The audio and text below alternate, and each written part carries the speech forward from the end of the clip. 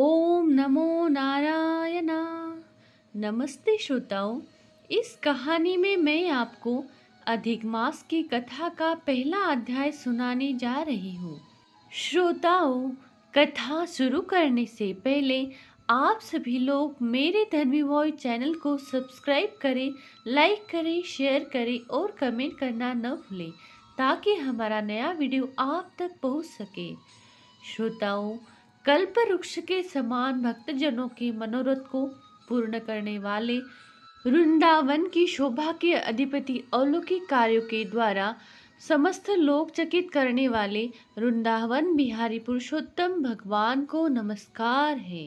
यज्ञ की इच्छा से परम पवित्र नैमिषारण्य में आगे कहे गए बहुत से मुनि आए, जैसे असी, देवल, पैल, सुमंतु, पिप्पलायन, सुमति, कश्यप, जाबाली, भृगु, अंगिरा, वामदेव, सुतीक्ष्ण, शरभंग, पर्वत, आपस्तंभ, मांडव्य, अगस्त्य, कात्यायन, रथितर, ऋभु, कपिल, रेभ्य, गौतम, मृदल, कौशिक, गालव, क्रतु, अत्रि, बभ्रु, त्रिशक्ति, मधु, बोलायन, वसु, कौंडिन्य, पृथु, हारित, धूम, शंखु, संकृति, शनि, विभांडक, पंक, गर्ग, कानाद, जमदग्नि, भरद्वाज, धूपम, मौन, भार्गव, कर्कश, शौनक तथा महातपस्वी शतानंद, विशाल, रुद्र, विष्णु, जर्जर, जय, जंगम, पार, पाशधर, पूर्व, महाकाय, जैमिनी, महाग्रीव, महाबाहु, महोदर, महाबल, उद्दालक, महासेन, आर्द, आमलक, प्रिय, उद्वबाहु, उद्वपाद, एकपाद, दुर्धर, उग्रशील, जलासी, पिंगल, अत्रि, ऋभु, शांडिल, करुण, काल, कैवल्य, कलाधार, श्वेतबाहु, रोमपाद, कद्रु, कालाग्नि, रुद्रक, श्वेताश्वर, आद्य, शरभंग, पृथुश्रवत आदि शिष्यों के सहित ये सब ऋषि अंगों के सहित वेदों को जानने वाले, ब्रह्मनिष्ठ, संसार की भलाई तथा परोपकार करने वाले, दूसरों के हित में सर्वदा तत्पर, श्रोत स्मार्त कर्म करने वाले नैमिषारण्य में आकर यज्ञ करने को तत्पर हुए। इधर तीर्थ यात्रा की इच्छा से सूत जी अपने आश्रम से निकले और पृथ्वी का भ्रमण करते हुए उन्होंने नैमिषारण्य में आकर शिष्यों के सहित समस्त मुनियों को देखा। संसार में समुद्र से पार करने वाले उन ऋषियों को नमस्कार करने के लिए पहले से जहाँ भी इकट्ठे थे वही प्रसन्न चित्त सूत जी भी जा पहुँचे। इसके अनंतर पेड़ की लाल छाल को धारण करने वाले प्रसन्न मुख, शांत, परमार्थ, विशारद, समग्र गुणों से युक्त, संपूर्ण आनंदों से परिपूर्ण, उद्धव पुंड्रधारी, राम नाम मुद्रा से युक्त, गोपी चंदन मृत्तिका से दिव्य, शंख चक्र का छापा लगाए, तुलसी की माला से शोभित, जटा मुकुट से भूषित, समस्त आपत्तियों से रक्षा करने वाले, अलौकिक चमत्कार को दिखाने वाले, भगवान के परम मंत्र को जपते हुए समस्त शास्त्रों के सार को जानने वाले, संपूर्ण प्राणियों के हित में संलग्न, जितेंद्रिय तथा क्रोध को जीते हुए जीवन मुक्त जगत गुरु श्री व्यास की तरह और उन्हीं की तरह निःस्पृह आदि गुणों से युक्त उनको देख उस नैमिषारण्य में रहने वाले समस्त महर्षि गण सहसा उठ खड़े हुए। विविध प्रकार की विचित्र कथाओं को सुनने की इच्छा प्रकट करने लगे। तब नम्र स्वभाव सुतजी प्रसन्न होकर सब ऋषियों को हाथ जोड़कर बारंबार दंडवत प्रणाम करने लगे। ऋषि लोग बोले, हे सुतजी, आप चिरंजीवी तथा भगवत भक्त हो। हम लोगों ने आपके योग्य सुंदर आसन लगाया है। हे महाभाग, आप थके हैं, यहाँ बैठ जाइए। ऐसा सब ब्राह्मणों ने कहा। इस प्रकार बैठने के लिए कहकर जब सब तपस्वी और समस्त जनता बैठ गई, तब विनय पूर्वक तपोरुद्ध समस्त मुनियों से बैठने की अनुमति लेकर प्रसन्न होकर आसन पर सूत जी बैठ गए। तदनंतर सूत को सुखपूर्वक बैठे हुए और श्रमरहित देखकर पुण्य कथाओं को सुनने की इच्छा वाले समस्त ऋषि यह बोले, हे सुत जी, हे महाभाग, आप भाग्यवान हैं।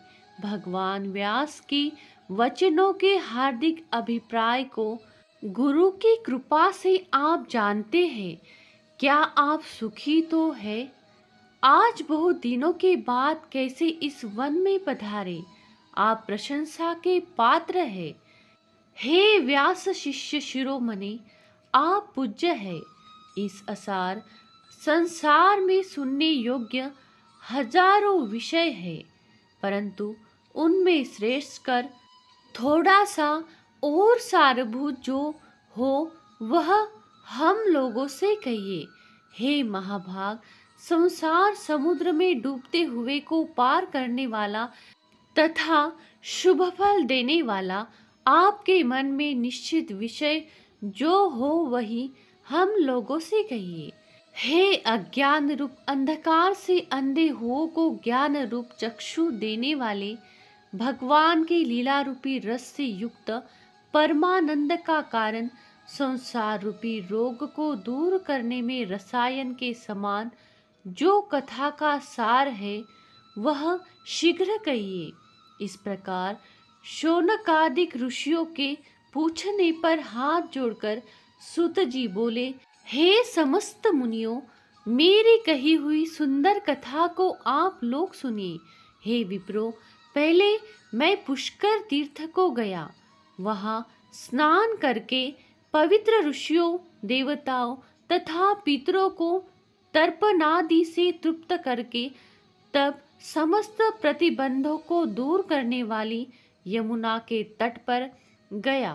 फिर क्रम से अन्य तीर्थों को जाकर गंगा तट पर गया। पुनः काशी आकर अनंतर गया तीर्थ पर गया। पितरों का श्राद्ध कर तब त्रिवेणी पर गया। तदनंतर कृष्णा के बाद गंडकी में स्नान कर पुलह ऋषि के आश्रम पर गया। धेनुमती में स्नान कर फिर सरस्वती के तीर पर गया। वहाँ हे विप्रो, त्रिरात्रि उपवास कर गोदावरी गया। फिर कृतमाला, कावेरी, निर्विंध्या, ताम्रपर्णिका, तापी, वैहायसी, नंदा, नर्मदा, शर्मदा नदियों पर गया। पुनः चर्मण्यवती में स्नान कर पीछे सेतुबंध रामेश्वर पहुंचा। तदनंतर नारायण का दर्शन करने के हेतु बद्रीवन गया। तब नारायण का दर्शन कर वहाँ तपस्वियों को अभिनंदन कर पुनः नारायण को नमस्कार कर और उनकी स्तुति कर सिद्ध क्षेत्र पहुँचा। इस प्रकार बहुत से तीर्थों से घूमता हुआ कुरु देश तथा जांगल देश में घूमता घूमता फिर हस्तिनापुर में गया। हे द्विजों, वहाँ यह सुना कि राजा परीक्षित राज्य को त्याग बहुत ऋषियों के साथ परम पुण्यप्रद गंगा तीर गए हैं और उस गंगा तट पर बहुत से सिद्ध सिद्धि है भूषण, जिनका ऐसे योगी लोग और देवर्षि वहाँ पर आए हैं। उसमें कोई निराहार, कोई वायु भक्षण कर, कोई जल पीकर, कोई पत्ते खाकर, कोई श्वास ही को आहार कर, कोई फलाहार कर और कोई फेन का आहार करते रहते हैं। हे द्विजों, उस समाज में कुछ पूछने की इच्छा से हम भी गए।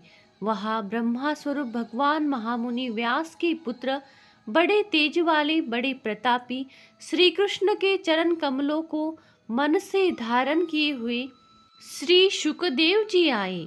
उन 16 वर्ष के योगी राज शंख की तरह कंठ वाले, बड़े लंबे चिकने बालों से घिरे हुए मुख वाले, बड़ी पुष्ट कंधों की संधि वाले, चमकती हुए कांति वाले, अवधूत रूप वाले, ब्रह्म रूप थूकते हुए लड़कों से घिरे हुए, मक्षिकाओं से जैसे मस्त हस्ती घिरा रहता है उसी प्रकार धूल हाथ में ली हुई स्त्रियों से घिरे हुए सर्वांग धूल रमाए महामुनि शुकदेव को देख सब मुनि प्रसन्नता पूर्वक हाथ जोड़कर सहसा उठकर खड़े हो गए।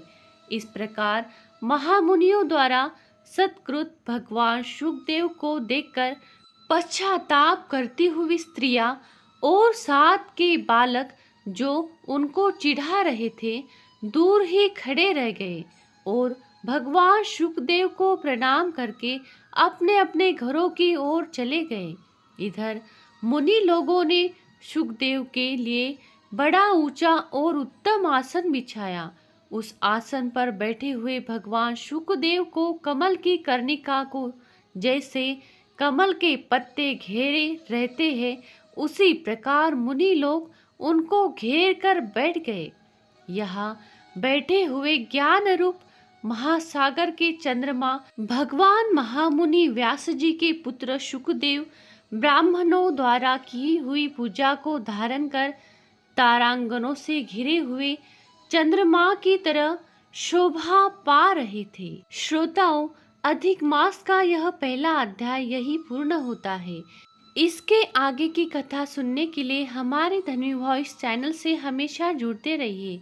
चैनल को लाइक करें, सब्सक्राइब करें, शेयर करें, बेल आइकन वाला बटन भी दबाएं ताकि हमारा नया वीडियो आप तक पहुंच सके।